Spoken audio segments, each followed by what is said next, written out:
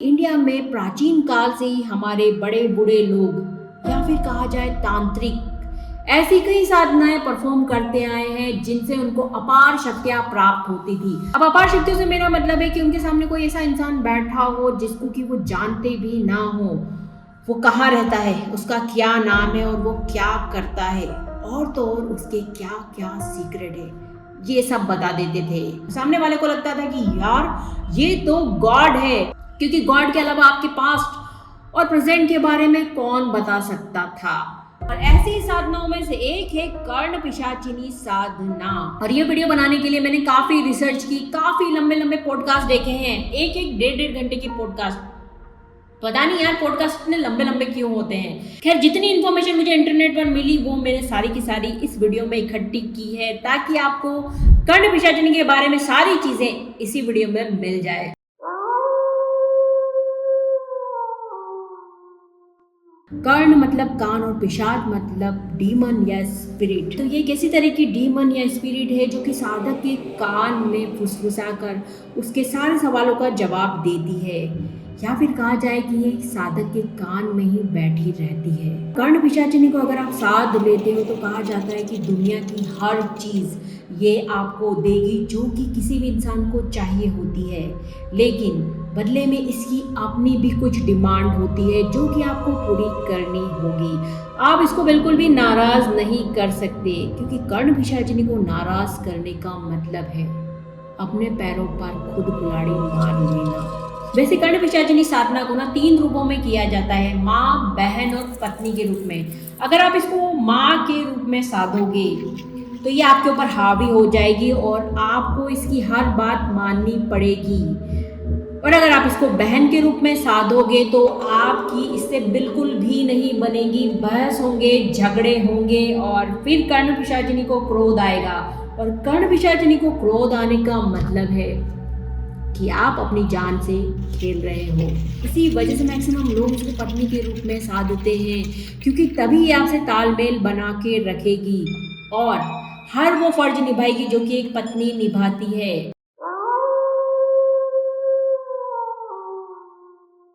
कर्ण पिशाचिनी साधना तांत्रिक या स्पिरिचुअल लेवल पे उठे हुए लोग ही कर सकते हैं, क्योंकि यार इस साधना में ना बहुत ही सावधानी बरतनी पड़ती है। अगर मतलब थोड़ी सी भी आपसे गलती हो जाती है तो आपकी जान भी जा सकती है। लेकिन अगर कोई भी आम इंसान अगर इस तरह की साधना करना चाहता है तो उसको किसी भी तांत्रिक या गुरु के अंडर रहकर ये साधना करनी पड़ेगी। और ये साधना 2 तरह की होती है, एक सात्विक और तामसिक। लेकिन सात्विक साधना के बारे में ना इंटरनेट पर कोई भी बात नहीं करता, सब लोग तामसिक कर्ण पिशाचिनी साधना के बारे में ही बात करते हैं, क्योंकि आई गेस ये छोटी साधना होती है, मतलब 13 दिन में आप कर्ण पिशाचिनी को साध सकते हो। शायद इसी वजह से तामसिक कर्ण पिशाचिनी साधना ज़्यादा पॉपुलर है। तो जैसा कि मैंने आपको बताया कि कर्ण पिशाचिनी साधना 13 दिन की होती है, लेकिन आपको ऐसे दिन कर्ण पिशाचिनी साधना स्टार्ट करनी है कि 13वें दिन अमावस्या होनी चाहिए। ये साधना करने के लिए आपको काले कपड़े पहनने हैं और पूजा का जो आसन होता है वो भी काला ही होना चाहिए। और इस साधना में आपको एक तरह का यंत्र बनाना होता है जमीन पर। वैसे यार किसी ने बताया नहीं कि किस तरह का यंत्र बनाना होता है, लेकिन अगर मुझे पता भी होता कि किस तरह का यंत्र बनाना है तो भी मैं आपको बताने वाली नहीं थी। तो एज्यूम कर लेते हैं कि इस तरह का यंत्र बनाना होता है। अब इस यंत्र का जो बाहर वाला पार्ट है उसको चावल के आटे से बनाना होता है। कहा जाता है कि बहुत पहले ना ये जो चावल का आटा हम यूज़ कर रहे हैं ना उसके बदले में हड्डियों का पाउडर यूज़ किया जाता था। लेकिन यार अब के टाइम पे हड्डियाँ मिलना ही मुश्किल है, और अगर हड्डियाँ मिल भी जाती तो यार पाउडर कैसे बनाओगे, ऊपर से पुलिस अगर पीछे पड़ गई तो और लेने के देने। इसीलिए हड्डियों के पाउडर की जगह चावल का आटा यूज़ किया जाता है। और जो बीच वाला पार्ट होता है ना इसको बनाना होता है काले तिल से। तो यंत्र के बीच में रखा जाता है एक रियल ह्यूमन स्कल। और ऑब्वियस सी बात है कि आज के टाइम पर रियल ह्यूमन स्कल कहाँ से कोई लाएगा, इसी वजह से काला पत्थर यूज किया जाता है यंत्र के बीच में रखने के लिए। लेकिन अगर ये पत्थर कब्रिस्तान का हुआ तो और बढ़िया। जैसे ही आप ये साधना शुरू कर लेते हो तो आपको इसके लिए गंदे से गंदा रहना है, मतलब कि आपको नहाना नहीं है, ब्रश नहीं करना, कपड़े नहीं बदलने, मतलब जितना गंदे से गंदा आप रह सकते हो इस साधना के लिए आपको रहना है।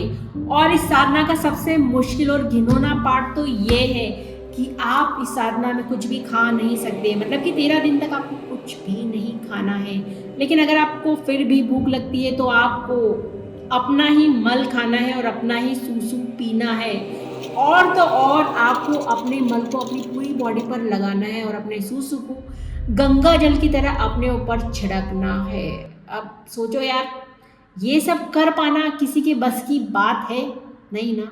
अपना ज़मीर को बिल्कुल मारना पड़ेगा, मतलब कि एक नीच इंसान बन जाओ तब आप ये सब कर सकते हो। तो इसीलिए मैंने आपको पहले ही कहा था कि हमारे और आपके जैसे लोगों के लिए ये साधना नहीं है। फिर कहा जाता है कि इस साधना के लिए आपको रियल ह्यूमन वाली माला अपने हाथ में लेनी है और उसी से आपको जाप करना है। उसके लिए एक मंत्र होता है जो कि वैसे तो मुझे नहीं पता, लेकिन पता होता तो ऑब्वियस सी बात है कि मैं आपको नहीं बताती। और आपको जो ह्यूमन स्कल वाली माला है ना, उसको ही गिन गिन कर जाप करना है, जैसे कि रोजमेरी से लोग जाप करते हैं, सेम वैसे। खैर, फिर कहा जाता है कि बीच बीच में आपकी साधना भंग करने का प्रयास किया जाता है। मतलब कि आपको ऐसा लग सकता है कि कोई आपका दरवाज़ा खटखटा रहा है, या फिर सांप आपके आगे पीछे घूम रहा है, या आपकी बॉडी पर कीड़े छोड़ दिए गए हैं। ये सब इल्यूजन है, माया जाल है, ऐसा कुछ होता नहीं है, लेकिन आपको ऐसा लगेगा।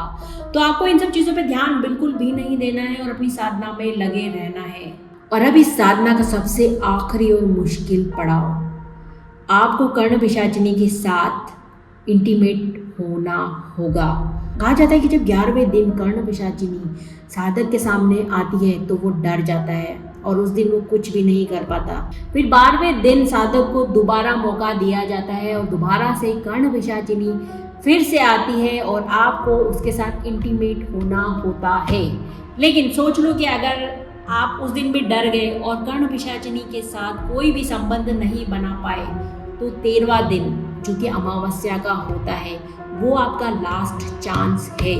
उस दिन आपको कैसे भी करके कर्ण पिशाचिनी के साथ इंटीमेट होना होगा, उसके साथ संबंध बनाना होगा, नहीं तो कर्ण पिशाचिनी आपको मार देगी या फिर पागल कर देगी। लेकिन अगर आप 13वें दिन कर्ण पिशाचिनी के साथ इंटीमेट हो जाते हो, उसके साथ रिलेशन बना लेते हो, तो इसका मतलब आपकी ये साधना सफल हो जाती है।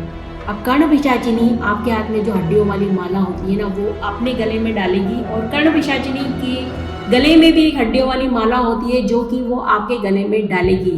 बिल्कुल वैसे ही जैसे शादियों में वरमाला होती है, सेम वैसे ही।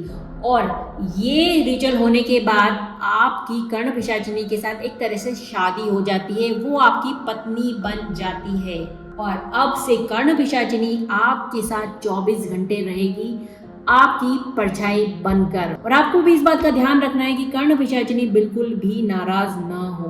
और कर्ण पिशाचिनी आपसे कुछ भी मांग सकती है, मतलब कि वो ब्लड मांग सकती है, ह्यूमन फ्लैश मांग सकती है, और आपको उसकी मांग पूरी करनी होगी। इस बात का ध्यान रखना।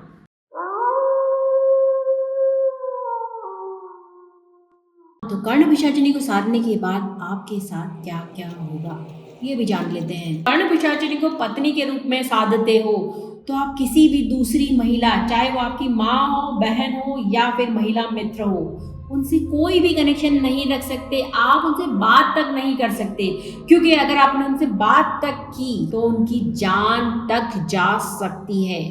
तो कर्ण पिशाचिनी साधने के बाद आपको पूरी दुनिया से कटना होगा और ये आपके साथ ऐसे रहेगी जैसे कि आपकी परछाई। तो कहा जाता है कि कर्ण पिशाचिनी जिसके पास होती है ना, उसकी बॉडी से हमेशा चमड़े की सी स्मेल आती है। साधक को मरने से पहले कर्ण पिशाचिनी को किसी और को देना होता है, वरना आपकी बॉडी बिल्कुल जलेगी ही नहीं। कई ऐसी स्टोरियां हैं जिसमें लोगों ने कर्ण पिशाचिनी को साधा है और जब उनकी डेथ हो जाती है और उनकी बॉडी को जलाया जाता है तो उनकी बॉडी जलती ही नहीं है। चाहे उसमें कुछ भी डाल दिया जाए, चाहे केरोसिन डाल दिया जाए, बिल्कुल जलती ही नहीं है, क्योंकि उन्होंने कर्ण पिशाचिनी को किसी को दिया नहीं होता। कर्ण पिशाचिनी आप किसी ऐसे इंसान को ही दे सकते हो जो कि खुशी खुशी कर्ण पिशाचिनी को अपनाए। आप जबरदस्ती किसी को कर्ण पिशाचिनी थोप नहीं सकते। और अगर मान लो कि आपने कर्ण पिशाचिनी को भी दे दिया और आपकी बॉडी जल भी गई, तो भी आपको मोक्ष बिल्कुल भी नहीं मिलेगा। मरने के बाद 1000 साल तक आपकी आत्मा प्रेत बनकर भटकेगी। 1000 साल तक प्रेत बनकर भटकने के बाद शायद आपको मोक्ष मिल जाए। एक तो कर्ण पिशाचिनी साधना करना इतना मुश्किल है और वो करने के बाद भी भाई बहुत रिस्क है, और मरने के बाद तो फिर पूछो ही मत, पता नहीं क्या क्या होगा आपके साथ। तो इस तरह की साधना मैं तो कभी नहीं करने वाली, और आप लोग भी ये साधना कभी भी ट्राई मत करना। तो I think that's it for today guys. Karna Pishachini के बारे में आज के वीडियो में मैंने काफी इंफॉर्मेशन दे दी।